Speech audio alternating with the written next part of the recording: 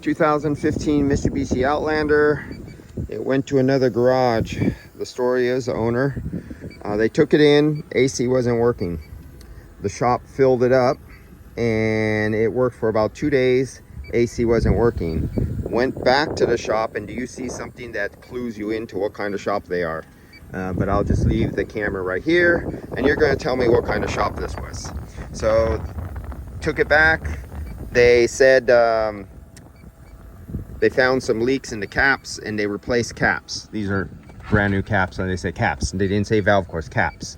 And these caps were, especially this one, was wound down so tight, I was really surprised it didn't crack the cap, because sometimes when you do that, they can actually bust the caps or strip out the leads.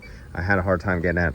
And when somebody has to put the cap down that tight, that usually, not always, but usually tells me where they are compensating for not changing the valve cores, because they were seeing refrigerant come up and they thought they could fill it up and then put the cap extra tight and not lose it. Okay, story didn't end there. They went back again, and the AC wasn't working again in 2 days. And they went back, and the guy says, what do you say? I gotta get this story straight, because I talked to both the daughter and then the mother. She put her on the speakerphone and I was talking to her. Oh, they went back. I couldn't find anything, but I tightened or did something. He didn't tell her that he gassed it back up again, but she said it worked for about 2 days again and worked. And you and I know what happened. They gassed it back up again, but they said they couldn't find the leak. Well, if you haven't noticed by now what I was talking about, you might see a little bit of green right there, and there's no green there. And if you look inside really close, let's see if it will focus. Come on, focus. Come on, Apple. You can do it, Apple. Give me a good close-up. Apple doesn't really want to do it. But there's absolutely no oil residue in there at all. It's perfectly clean. Everything's clean. This one has oil residue. Where are we at? This one has oil, and you can see the dye and oil residue down in there. And so this was a 1-can jerk-off guy, and he filled it up. I wonder if he had all the other slop inside there too, like the no leak stop shit, and the super NASA cooling shit, and just kept putting cans in here. Okay, that's okay. So he doesn't have good leak detectors. Most guys don't, because they believe cheap is good or good enough. They like to go to the next step up and go, well, it's not the cheapest, but it doesn't work. Okay, well, usually we have a set of eyeballs. And what do you see? Can you see that? Will the Apple focus in there? Do you see that oily residue there in corner in the dark spot compared to how clean and dry the rest of it is? And then you go over there, you start, that's all oil. It's all packed up with oil and lots of dark dust residue. This was an old, long leak. What's been happening for a long time. It just didn't happen. So they can't say they denied. They never even looked. So that means they're not a real shop. We really got to get two standards in this industry. You're a shop who knows what you're doing. You get paid the price to do work.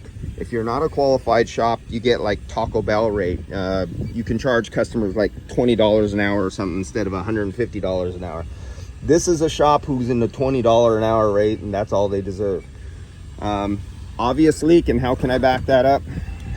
Let's get the UV light here. Right there. Bingo. So apparently he wants to put UV dye in, and he doesn't have eyes who can see an oil stain with a leak, and he probably has one of those $15 Grand Auto or O'Reilly's or AutoZone flashlights that you get that are UV light, real cheap ones. And unless you're in pitch dark blackness and the moon and stars are lined up and you sacrifice the Virgin in a volcano and cross your fingers, then maybe you can see that UV light with your cheap UV dye and light that you put in there. Now, as you can see here, let's look at that low side fitting. You can see it's directly in the sun, right? What's my light do to it directly in the sun?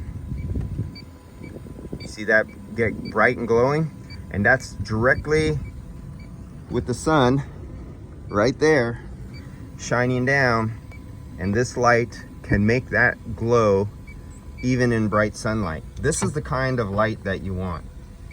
You don't want any of those lights that they sell at auto parts stores. You want a light where you can make that sucker glow. Here I have the light way back here by the camera, and you could see when I hit it. You want a light like this. So this is the UV Beast. This is the UV Beast. If I remember, this was the 400 mile. I don't know if I don't think they have that anymore.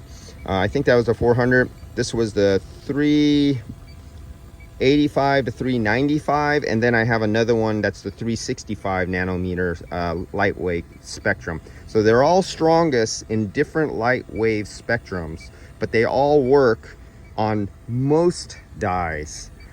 There will be a difference on some dyes, especially when they're too diluted, that only one of these lights will work and the other one or two may not work. And everyone goes, oh, I haven't seen that. That's good, you haven't seen that. That's right, because you don't own all three of them. And you don't own good ones.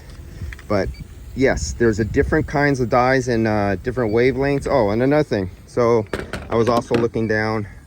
The drip tube, I actually crawled under the car, and the drip tube from the dash comes, it's more on the driver's side right down here. And I went under the vehicle and I tested from up there, and I'm going to do some more tests under the dash. I don't want to just jump and say that's the only one. You don't stop like that. You keep on testing. Oh, let's see if there's refrigerant still in here. How big is this? And oh, 7 psi. All right, so we know where I'm going to go from there. All right, see you guys later.